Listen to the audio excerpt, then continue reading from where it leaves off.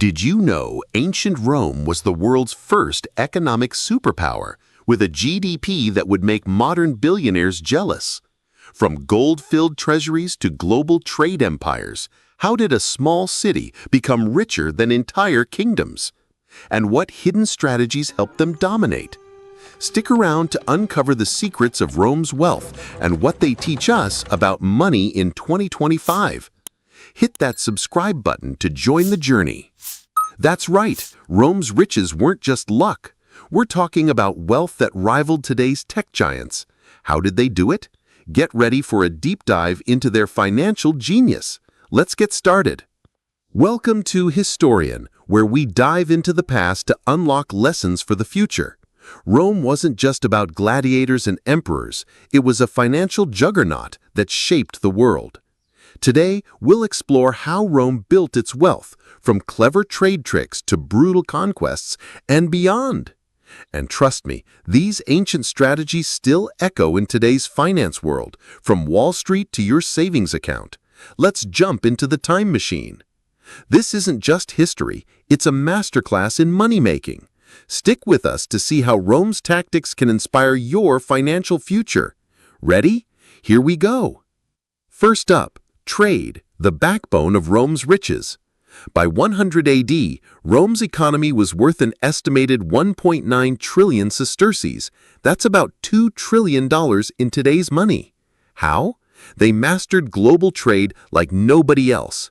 The Romans built a massive network of roads and ports connecting Europe, Africa, and Asia. They traded everything: grain from Egypt, wine from Gaul, and silk from China via the Silk Road. Sound familiar? It's like Amazon's logistics on steroids. But it didn't stop there. Rome's trade empire stretched to India for spices and even the Middle East for luxury goods like pearls. Their ports, like Ostia, handled millions of tons of cargo yearly. Imagine a fleet bigger than today's shipping giants. And they didn't just trade, they innovated. Roman merchants used written contracts, a precursor to modern deals, ensuring trust across borders. Lesson for today? Diversify your income streams, just like Rome diversified its trade with multiple goods and regions. That tax revenue funded not just aqueducts, but also grand temples and public games to keep the people happy. Diversification wasn't just smart, it was survival. What's your side hustle? Share it in the comments. Next, let's talk conquest. Rome didn't just trade, they took. Conquering lands like Gaul, Egypt, and Britain brought in mountains of gold, silver, and slaves. For example, after Julius Caesar conquered Gaul, he brought back enough loot to pay off his debts and fund his rise to power. Spoils from war were like Rome's version of winning the lottery. Take the sack of Jerusalem in 70 AD. Roman generals hauled back so much gold that it crashed local markets. Conquests also brought new territories to tax, like Spain's silver mines, which pumped out wealth for centuries. Slaves were another dark but massive part of Rome's economy. By 50 BC, up to 40% of Rome's population were enslaved workers, powering farms, mines, and construction. This kept costs low and profits high, like a ruthless ancient corporation. Today, we'd call this exploiting resources for profit, but let's be real, Rome's methods wouldn't fly in 2025. The takeaway: Rome turned power into profit with conquest, but ethical wealth building is key today. Drop a comment. What's one ethical way you're building wealth? Let's inspire each other. Now, let's get to Rome's secret weapon: money and banking.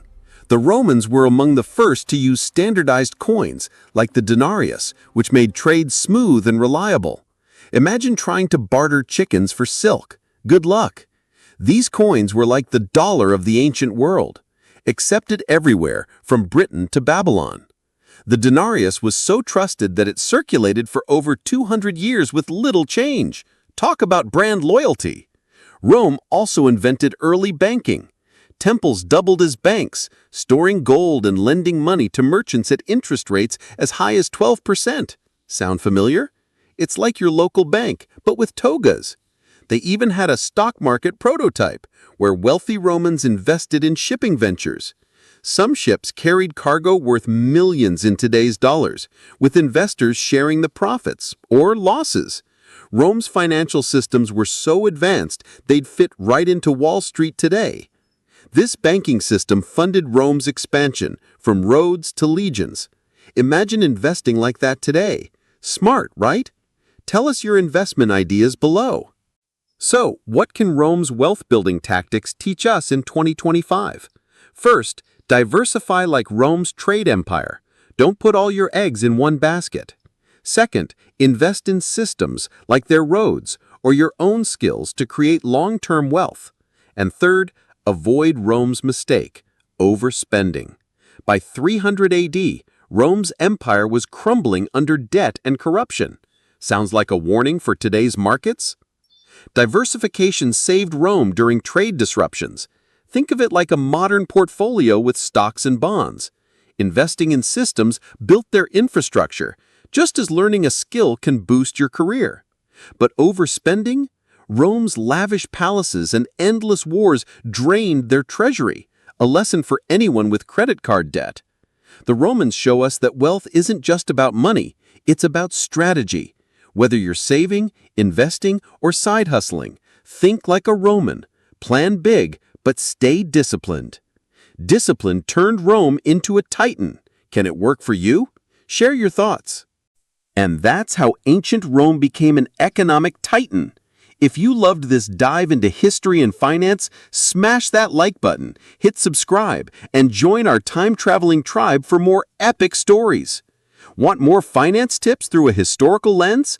Comment "More Money History" below, and check out our video on the economics of sci-fi worlds next. See you in the next adventure. Don't miss out. Subscribe now to explore more wealth secrets from the past. Hit that bell, and let's keep the journey going. Bye for now.